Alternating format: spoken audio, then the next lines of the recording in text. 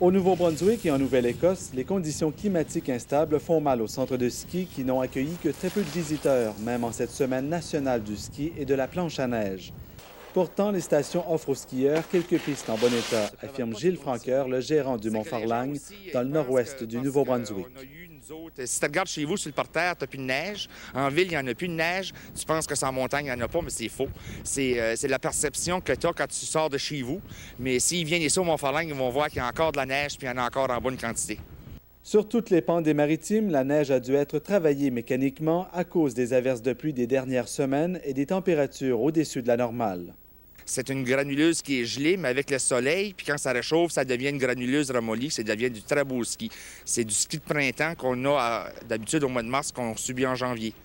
Mais lorsque l'on parle de sport d'hiver, il y a bien plus que le ski alpin. La motoneige, par exemple, est une industrie de 100 millions de dollars au Nouveau-Brunswick seulement. Une industrie fortement encouragée par le gouvernement provincial qui connaît, elle aussi, des jours difficiles ces temps-ci. Ces images, tirées d'une publicité du ministère du Tourisme du Nouveau-Brunswick, reflètent bien la condition des pistes de motoneige il y a un mois, au début de la saison. Les sentiers se sont tellement détériorés depuis que c'est le calme plat, au grand désarroi d'organismes comme l'Association des sentiers du Nord-Ouest, située aux frontières du Québec et de l'État du Maine.